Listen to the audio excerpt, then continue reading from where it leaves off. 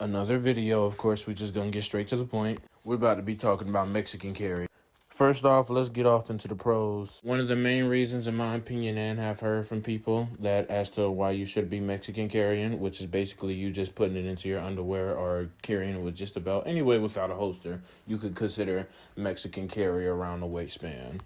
Just to clarify, but back to the point, one of the pros is that you could carry bigger guns, and I know if you've seen it in rapper music videos or maybe even in their pictures, where typically they'll have a 33 round in their underwear. And from my experience, because I did practice this a lot before I made this video, so just so you know, to make sure, I actually know somewhat about actually what I'm talking about. I have tried it with double single action. I've tried it with single action, with fire striker pistols. I've tried it with double action only pistols, which is pretty much when you only each trigger pull are left with a strong trigger pull. Anywhere, in my opinion, I'll say anywhere between 5.5. Now let's push it at 6 to 12 pounds. Another obvious pro is that you could carry. Well, it's overall better for concealment, in my opinion. You could put it in awkward positions, even if it were to go off, or simply take one out the head and the trigger was to get pulled back to the end of the trigger guard to make sure that it doesn't go off.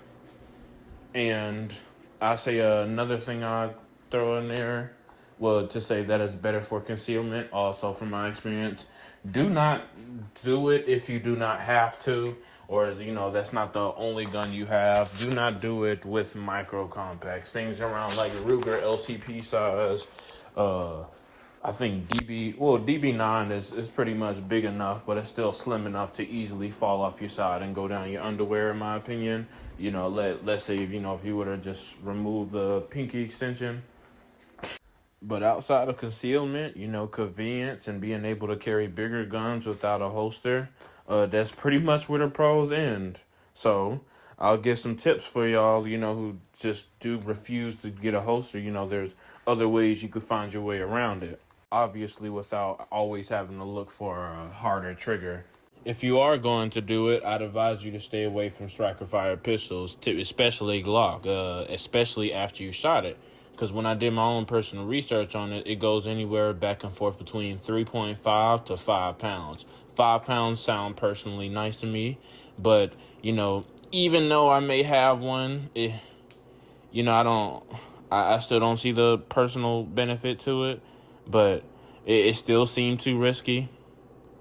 Versus, for example, when I use like my Taurus GS2, that one has a 5-pound trigger, and that one, it also has like a restriking capability, and it always goes right back out to the 5 pounds regardless of how many times you shoot it or pull it. I can't really say the same for Glock, even though that you have probably successfully seen it put on people and people who hasn't shot themselves. That's just my personal opinion. I'm not going to say don't carry with it with a Glock, even, or just fire striker pistols in general, because in some cases it obviously can work, especially if you did your research on the pistol beforehand, just to see, whatever you believe for it to be safe, to be safe.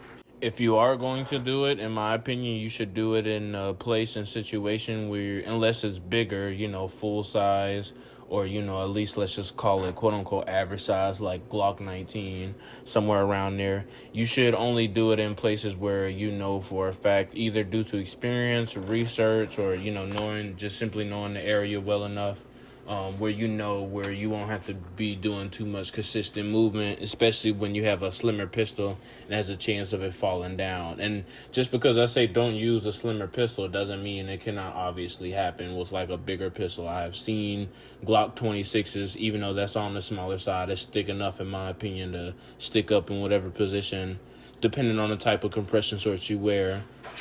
I've still seen pistols like that fall before. But at the bare minimum, if you are going to do it with a fire striker pistol, at least make sure that it's a dual trigger, which means, it typically, quote unquote, looks as if it has 2 triggers in there at once, or one typically sticking out the middle at the let's call it the original trigger, for lack of a better word, just to make sure that whatever is pulling it back had to get inside the trigger guard for it to go off.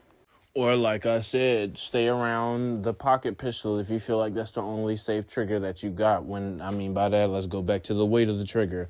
I would prefer, from experience, anywhere between 6 to 12 pounds. But also, throw in there, I may have epilepsy and have to consider, getting heavier triggers just in case, I may have seizures or something like that, or may even fall and, it's not too much guard in my trigger.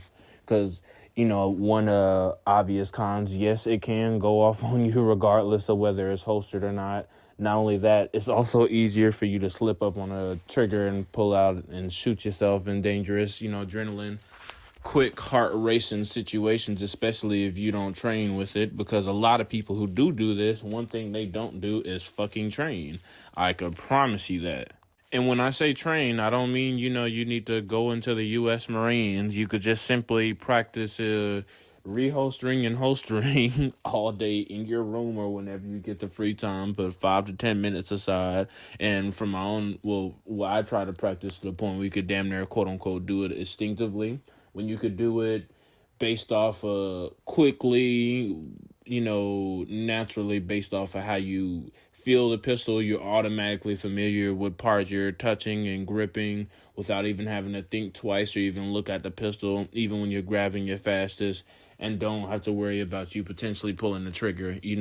Even though it may sound, quote unquote, a little John Wickish, I genuinely feel that is the look you should be going for, just with just about any pistol in general, whether you're Mexican carrying or not. But you need to put a way bigger emphasis on it, in my opinion, if you're going to be carrying without a holster and then keeping yourself at danger if you don't have a stronger trigger. There's something called an MIC, to my knowledge, which is something where you can only put directly over the trigger guard.